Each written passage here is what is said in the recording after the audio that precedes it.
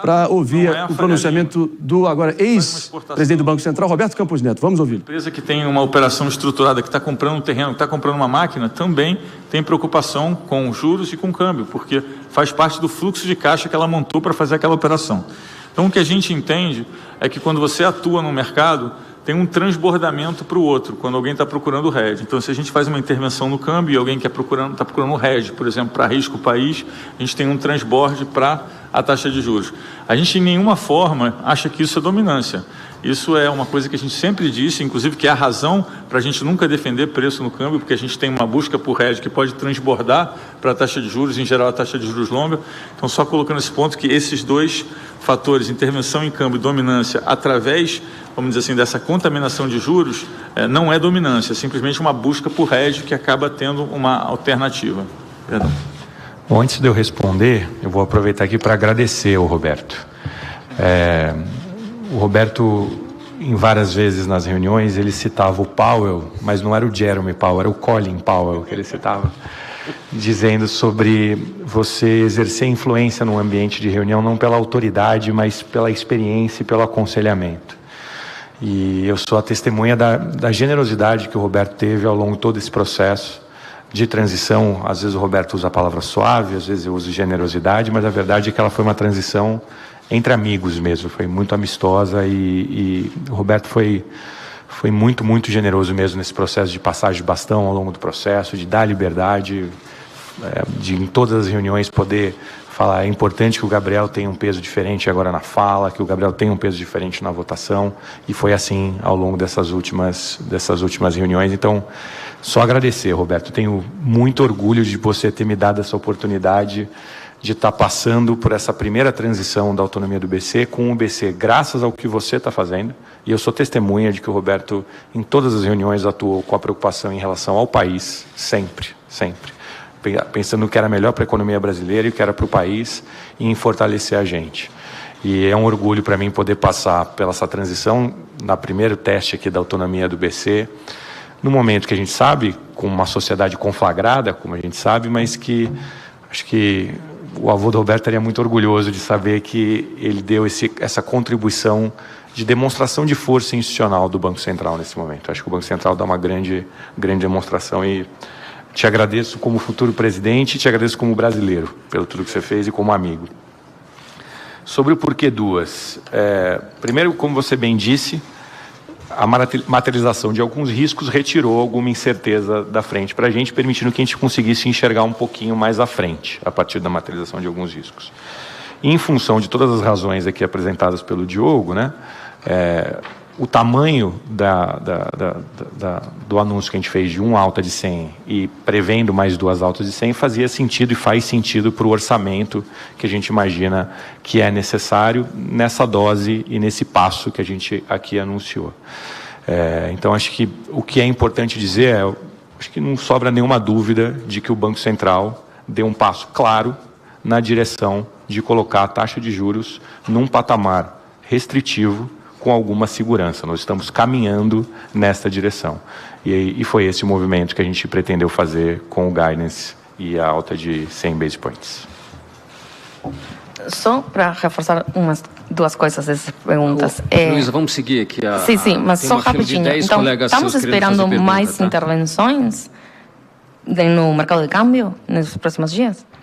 Não, se a gente tivesse o entendimento que a forma mais eficiente de fazer a intervenção era, né, como a gente fazia no passado, a ração, ou seja, anunciar, né, as intervenções futuras, a gente teria feito. A gente não entende que essa é a forma mais eficiente no momento, mesmo porque a gente está mapeando o fluxo no dia a dia. A gente tem uma percepção que um pedaço grande do fluxo vem até sexta-feira, até semana que vem, porque a gente tem uma semana de Natal e Ano Novo, onde você tem um volume menor de operações, mas a gente vai continuar monitorando o fluxo e a gente entende que nesse momento, né, com as outras fragilidades que existem, né, e com o fluxo que é muito acima da média e que a gente identificou e explicou aqui, o Banco Central precisa atuar na forma como a gente está atuando. Então não tem como te responder o que vai ser feito no futuro, mesmo porque a gente vai mapeando o fluxo ao longo do tempo, mas eu só enfatizando de novo que é da mesma forma que a gente sempre fez no passado. Diogo, algum comentário? Eu vou passar para a próxima. Célia Broadcast, por favor. Não, se você não pediu, não tem problema. Eu passo para o Bernardo da Reuters. Bernardo. Bom dia, presidente. Bom dia, diretores. Eu tenho duas questões aqui. A primeira é sobre o que vocês vinham comunicando até novembro e a comunicação de agora. Em novembro, o Copom havia dito que uma deterioração adicional nas expectativas poderia levar a um prolongamento no ciclo de ajuste.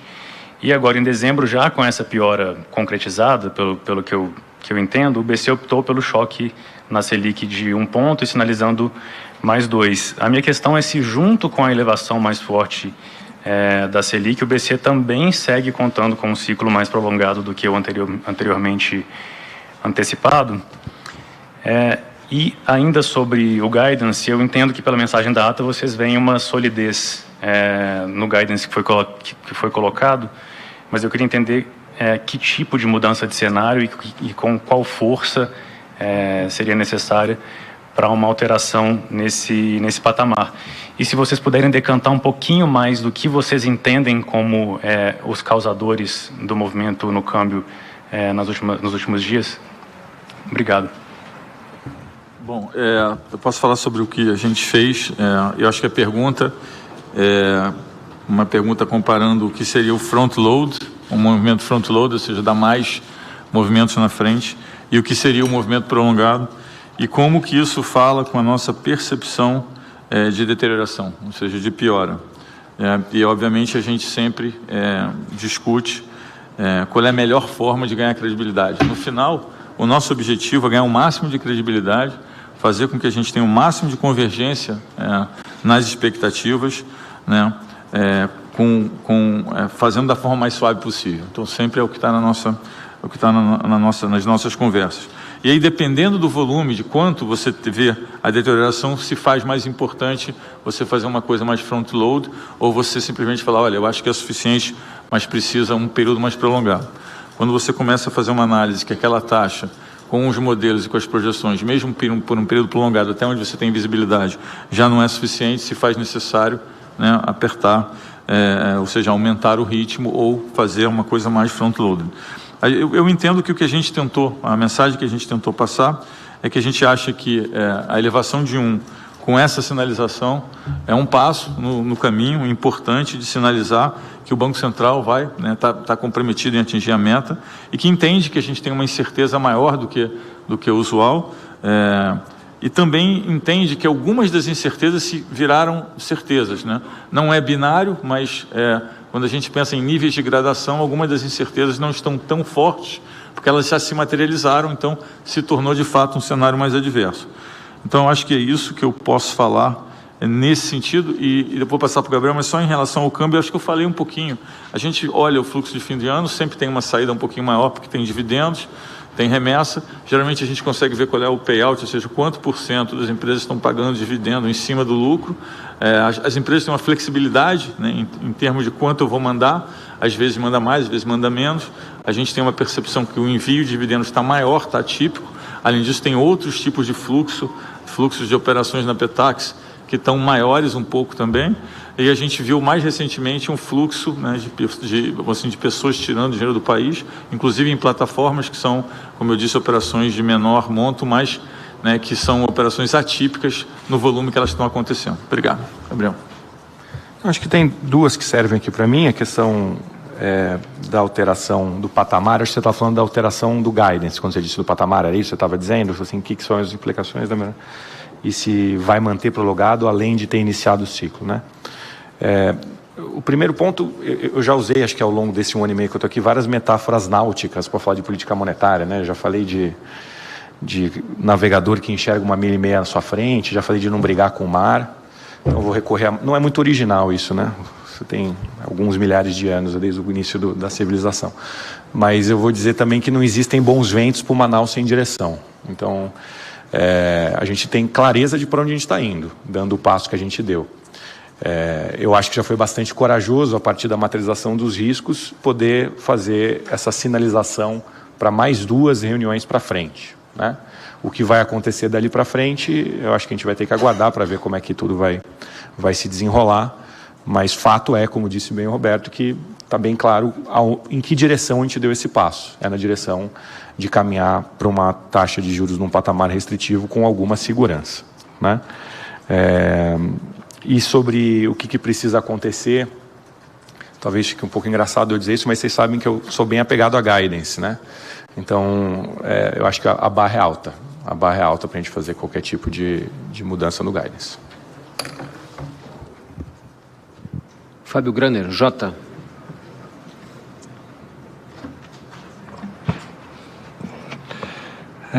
Bom dia, presidente, diretor. Tem algumas perguntas aqui na questão voltando um pouco nessa questão do câmbio, da situação no mercado de forma geral. No governo a gente tem ouvido muita expressão ataque especulativo. Eu queria uma avaliação dos senhores, se vocês concordam com essa tese. Há um ataque especulativo contra o real? E se nesse contexto de turbulência, se tem alguma chance de um componente intermediário para subir juros? Outra coisa que eu queria entender melhor é essa dinâmica. O presidente Roberto comentou desse transbordo do câmbio para o juro. Se tem alguma estratégia do BC para lidar com esse efeito colateral da intervenção cambial, e se nas intervenções vocês também estão mirando uma redução da dívida pública, que tem sido um fator de incerteza, trajetória. Então, se essas vendas de reais de reserva, de dólares das reservas também miram isso. Eu tenho uma última questão sobre se vocês concordam com essa leitura do QPC de que houve piora na situação fiscal recente e se faltam medidas fiscais adicionais. Bom, ataque especulativo, acho que a gente tem a mesma opinião. Quer responder? Não, tá bom. Se quiser, eu falo. A gente discutiu muito sobre isso. Acho que dá para falar um pouquinho sobre esse tema. E eu vou responder. Você fez uma pergunta em cima do que tem sido dito, e eu vou responder aquilo que eu digo aqui, junto aqui no Copom, e também quando eventualmente o Banco Central é chamado pelo governo para poder esclarecer questões desse tipo. Eu acho que não é correto tentar tratar o mercado como um bloco monolítico, vamos dizer assim, né? Ou seja, como se fosse uma coisa só, que está coordenada, andando num único sentido. Basta a gente entender que o mercado funciona geralmente com posições contrárias, né? Para existir mercado, precisa existir alguém comprando e alguém vendendo. Então, toda vez que o preço de algum ativo se mobiliza em alguma direção, você tem vencedores e perdedores, né? Então, eu acho que a ideia de ataque especulativo enquanto algo coordenado não representa bem, eu acho, que a gente pode estar explicando como o movimento está acontecendo no mercado hoje. E digo isso, faço questão de sublinhar que é isso que eu repito, inclusive em todas as reuniões quando a gente é chamado, porque essa minha interpretação é bem compreendida e aceita nas minhas interlocuções, seja com o ministro Fernando Haddad, seja com a ministra Simone Tebet, seja com o vice-presidente Geraldo Alckmin, e seja com o presidente da República, com o próprio presidente da República que concorda quando tem esse diálogo com ele sempre. Eu acho que às vezes existe muito ruído do ponto de vista de comunicação, e é normal que aconteça esse tipo de ruído, mas acho que é importante esclarecer essa visão, e que ao final do dia cabe sempre todo mundo que está do lado de cá tentar fazer o melhor trabalho possível para incentivar que aqueles preços ativos que se comportam melhor, quanto melhor estiver andando a economia e a sociedade, apresentem vantagens para aqueles que fizeram esse tipo de visão. Quanto à questão fiscal, você pergunta a nossa resposta sempre padrão é aquela resposta que é o que realmente importa para nós, né? Ou seja, nós estamos analisando como que o mercado analisa. No momento onde vamos brevemente interrompendo aqui a fala do futuro presidente do Banco Central, Gabriel Galípolo, ao lado do ainda atual presidente Roberto Campos Neto, nós vamos nos despedindo de todos que nos ouviram pela rede Jovem Pan de Rádio. Morning Show volta para vocês amanhã. Seja nas reuniões e seguimos adiante com outros ouvindo o interlocutores ou mesmo com o governo, né? Eu acho que o tema das dificuldades e problemas das contas públicas brasileiras, elas já estão aí sendo tratadas há algum tempo na literatura, seja por uma questão de eficiência, seja uma questão do ponto de vista de justiça tributária, seja porque a gente tem uma rigidez do orçamento, seja porque tem regras de crescimento que são complexas. Então, esse é um tema que já está aí já há algum tempo. Eu entendo que todos vocês sabem, mercado, academia, sabe que é muito difícil você apresentar qualquer tipo de projeto, programa fiscal que vá ser uma bala de prata, que vá dar conta de endereçar todos esses problemas que existem durante todo esse período no curto prazo, ou no curtíssimo prazo. Então, eu acho que é sempre importante, e eu sinto isso na conversa que eu tenho com o presidente Lula, que eu tenho com o ministro Fernando Haddad, um reconhecimento, primeiro, do diagnóstico, de que existe, sim, problemas fiscais a serem endereçados no país. Depois, que nenhum programa que vai ser anunciado vai ser uma bala de prata que vai dar conta de resolver. Esses programas devem ser, sim, uma demonstração de reconhecimento do problema e do diagnóstico e passos na direção correta. Mais um passo na direção correta. No momento que retomamos aqui o nosso Morning Show, já nessa reta final, está aí pronunciamento conjunto do ainda presidente do Banco Central, Roberto Campos Neto, ao lado de Gabriel Galípolo, seu sucessor, e aquela sensação de os adultos na sala, né? O próprio disse que usou várias metáforas náuticas, né? Inclusive, o professor William Borghetti aqui com a gente, vai ficar para amanhã o nosso papo, lamentavelmente, mas a gente teve que ouvir aqui, porque ele mesmo comparou a uma nau desgovernada no escuro. Parece que, finalmente, alguns adultos aí dando direcionamentos, trazendo temperança, né? Calma e, enfim, e soluções até onde a vista alcança. E um exemplo Rápido de comentário. Civilidade.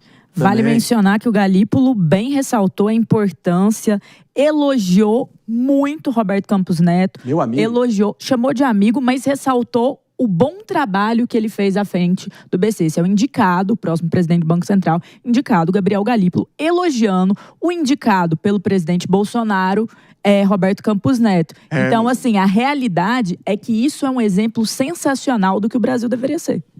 O PP, a petezada deve estar quase agora, hein? A petezada mais raenta, mais fanatizada, deve estar quase. Até o Bob Fields foi citado. Até Bob Fields, o avô, né? O avô do próprio Roberto Campos Neto, expoente do liberalismo brasileiro, citado. A petezada deve estar quase, mas tudo bem. Seguimos